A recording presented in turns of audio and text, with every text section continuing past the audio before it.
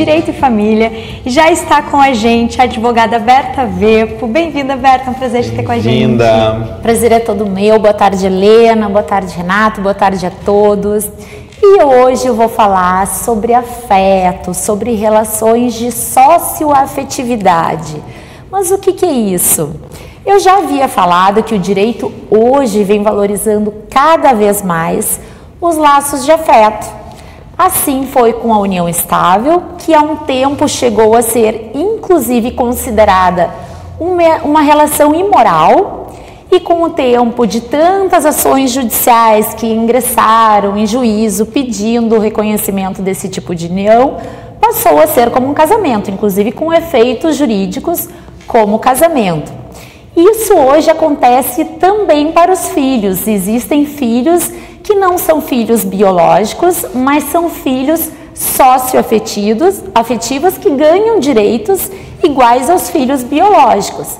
Ah, mas Berta, então eu posso pedir socioafetividade com o Neymar, por exemplo, porque eu tenho afeto, eu admiro? Claro que não, porque senão eu seria herdeira dos milhões de euros do Neymar e também dos milhões de reais do Neymar, então não é assim que funciona. A socioafetividade, ela tem que ser uma relação recíproca de afeto, de cuidado, e é muito levada a sério e tem que ser levada a sério, até porque se tornam pai e filhos para o resto da vida. Então, quando a gente pede ou quer reconhecer alguém como socioafetivo, na verdade, nós estamos com a intenção de nos tornar pais, ou mãe ou pai socioafetivo. E Berta, então para a gente esclarecer assim, para o direito, para a lei, os laços afetivos, eles estão acima dos laços sanguíneos? Na verdade, Helena, eles não estão acima, mas eles se igualaram. Nós continuamos com os laços biológicos, que também são eternos, são para sempre, mas antes dos laços afetivos, inclusive as pessoas que têm um pouco mais de idade vão se lembrar que nós falávamos de filhos bastardos. O que eram os filhos bastardos? Eram os filhos de fora do casamento. Havia um momento em que o direito reconhecia os filhos do casamento. Então hoje não é necessário mais que sejam filhos do casamento, inclusive eu posso reconhecer filhos simplesmente por laços de amor e de afeto, porque eu quero que aquele filho que eu tenho afeto, mas não tenho uma relação biológica, ou posso ter ambos também, não necessariamente um não precisa invalidar o outro, seja meu filho tanto quanto um filho biológico. E o que acontece quando o reconhecimento socioafetivo, como é que ficam os outros direitos quando acontece esse reconhecimento? Daí, Renato, que eu falo da responsabilidade que nós temos quando nós queremos reconhecer um filho socioafetivo. Quando eu reconheço um filho socioafetivo, eu estou ganhando um filho com todas as obrigações e todos os direitos que qualquer filho tenha.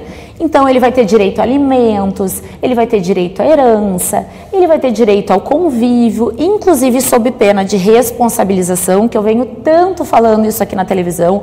Hoje é um tema muito debatido, os pais têm responsabilidade sim de cuidar dos filhos, inclusive sob pena de ressarcimento, sob pena depois de uma indenização, acaso não venham cumprir com as suas obrigações de pai.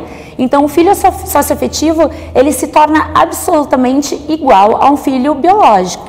E esse filho, tendo, por exemplo, dois pais, no exemplo, ele teria direito a essas duas paternidades, vamos supor, o direito de herança, o direito de ajuda com alimentos e tudo mais. Exatamente, Renato. E aí é que está o grande problema. O judiciário hoje não tem todas essas questões regulamentadas. Então, isso vai ser feito na jurisprudência, ou seja, no decorrer da justiça. Mas lembrando, não existe. Não é possível colocar os dois na certidão de nascimento? É possível colocar os dois na certidão de nascimento e, em tese, ele tem direito a essas duas heranças. Mas então, assim, são coisas que estão sendo construídas e que ainda não existe uma regulamentação pronta e específica. Agora, em seguida, vai haver uma nova mudança do Código Civil e nós esperamos que essas questões venham regulamentadas, justamente para não deixar essa lacuna e que tudo venha sendo construído na jurisprudência, que pode acontecer de um decidir de uma forma e outro tribunal, por exemplo, decidir de uma forma diferente. Gera uma insegurança jurídica social para os advogados e para as pessoas que não sabem como é que aquela situação vai ser decidida caso venha à justiça. Entendido. A gente, inclusive, recebeu uma pergunta que fala em relação a isso da certidão de nascimento, né, de ter 2 pais ou não. E aí vem uma pergunta que é: e se eu quero reconhecer um filho socioafetivo, como proceder, o que fazer? Hoje, crianças maiores de 12 anos podem ser reconhecidas em cartório de registro civil. Se for menor de idade, eu preciso que o pai e a mãe biológico concordem, e se for maior de idade, essa pessoa tem que concordar com aquele reconhecimento, né? Se for uma criança menor de idade, para que não haja, inclusive, uma forma de bular o sistema da adoção, essa criança precisa de uma ação judicial para que seja provada que existe com aquela criança uma relação verdadeira, efetiva de afeto e de cuidado, como se pai e filha fossem ou como se mãe e filha fossem. E é possível transferir uma herança para uma criança ainda pequena?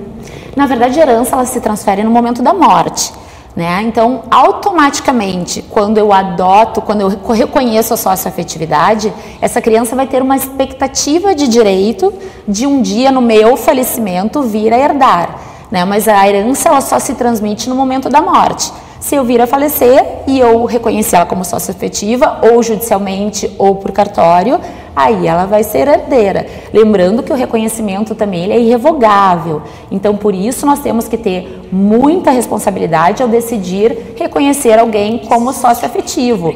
Hoje, nós sabemos que as relações, com a facilidade dos divórcios, elas mudam rapidamente. Então, por exemplo, o que acontece muito no judiciário? Porque eu estou me relacionando com alguém e eu crio um afeto por aquela criança que não é minha filha, que já tem outro pai, mas que é filha da pessoa que eu estou no momento, eu querer ali um vínculo com aquela criança.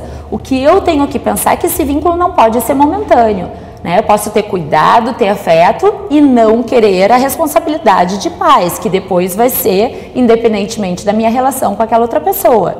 Então isso que tem que ser considerado, até para não haver uma banalização, né, da questão de pais e filhos e mães e filhos. Essa questão de ser irrevogável é fundamental, né, para que isso seja uma decisão consciente, né? Eu queria te perguntar, se eu quiser reconhecer uma criança dessa forma socioafetiva, qual é o procedimento que deve ser feito? Se for maior de 12 anos, pode ser feito diretamente no cartório. Ou se for maior de 18 anos, eu preciso que essa pessoa que eu quero reconhecer aceite esse meu pedido de reconhecimento. Se ela for menor de idade, os pais biológicos vão ter que concordar. Crianças menores, só via ação judicial, né? E o que eu recomendo? O que muitas vezes acontece? As pessoas dizem que tinham uma relação socioafetiva e depois ingressam em juízo quando aquela pessoa faleceu, para se habilitar na herança, né? Para se habilitar no inventário daquela pessoa. Então, se eu realmente desejo ter alguém como filho socioafetivo, eu que me resguarde e já faça isso em vida, porque depois isso normalmente viram disputas judiciais intensas lá nos processos, né? Inclusive teve um caso que foi muito divulgado na mídia, que foi o caso da Anitta das Casas Pernambucanas, né? A Anitta, ela não tem filhos biológicos, e judicialmente houve um reconhecimento de um filho que vai se tornar, se esse processo terminar com o reconhecimento, deste filho sendo o único herdeiro de mais de 2 bilhões de reais.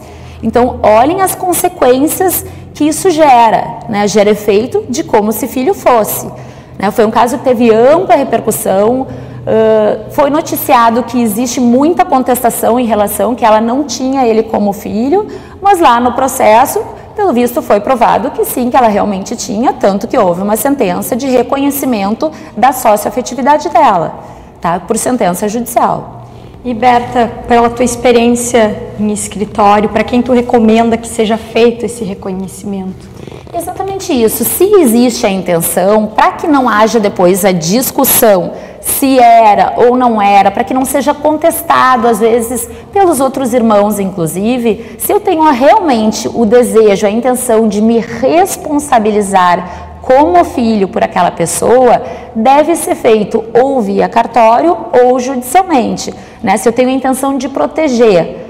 Então, eu recomendo que, se existe isso, seja providenciado, porque isso lá na frente, na minha falta, quando eu não estiver mais, pode gerar uma disputa judicial imensa, que é o que normalmente nos escritórios de família nós vemos, né? E vale lembrar aqui também que a socioafetividade é muito criticada no meio jurídico, porque muitas pessoas falam, inclusive, de que se banaliza a socioafetividade com a intenção patrimonial. Ou seja, eu quero virar filho daquela pessoa, que na verdade eu quero apenas é receber a herança, né? Então, o ordenamento jurídico brasileiro, ele proíbe isso. Existe o Instituto do Enriquecimento Ilícito, que proíbe que as pessoas enriqueçam às custas de outro. Eu não posso utilizar o afeto indevidamente, falsamente, para o argumento de receber herança. Então é isso que os juízes têm que ter cuidado ao julgar um processo de socioafetividade, né? Justamente para que não seja banalizado uma questão tão importante e tornado com fins financeiros, que é o de receber herança. E a pessoa... E a pessoa que quer destinar a sua herança em vida pode deixar isso pronto, não precisa necessariamente assumir essa responsabilidade socioafetiva, né? Exatamente. Eu não, porque eu quero deixar bem uma pessoa, eu preciso assumir como filho. Eu tenho a possibilidade de dispor de 50% do meu patrimônio para quem eu desejar. Inclusive, eu posso justificar lá no testamento que, em consideração a relação de afeto, que existe uma amizade, que gostaria de deixar para aquela pessoa sem que seja reconhecida como filho. Eu não sabia desse percentual.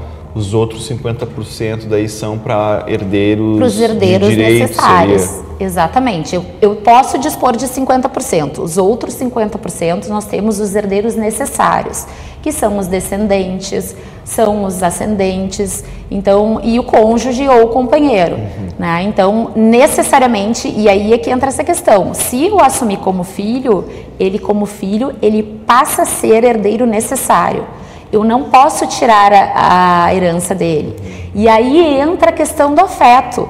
E o nosso direito ainda tem um pouco enraizado essa questão dos filhos biológicos, dos filhos de sangue, tanto que eu não posso dispor de 100% do meu patrimônio.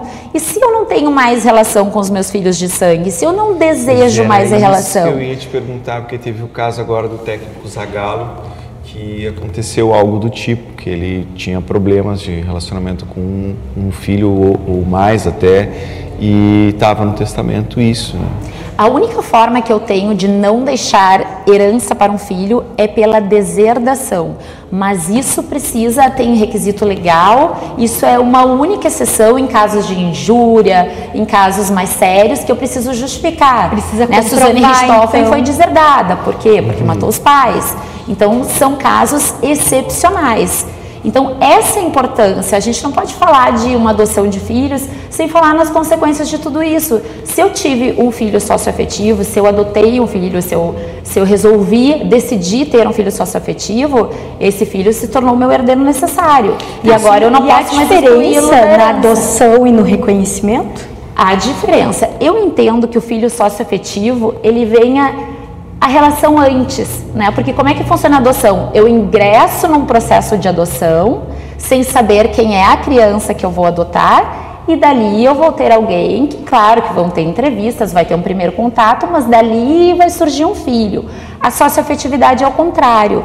Eu tenho primeiro uma relação de amor e afeto e cuidado com essa pessoa e depois desse primeiro contato, primeiro cuidado, aí eu decido, né? São momentos em que acontece, lá no final o resultado é o mesmo, mas o momento em que acontece a adoção e a socioafetividade são momentos distintos. Primeiro vem o afeto, primeiro vem o amor, para depois eu decidir se eu vou ter aquela pessoa como socioafetiva. E Berta, eu recebi aqui uma pergunta da Mariana, que na verdade ela chegou no nosso papo, ele já estava acontecendo e ela ficou com uma dúvida.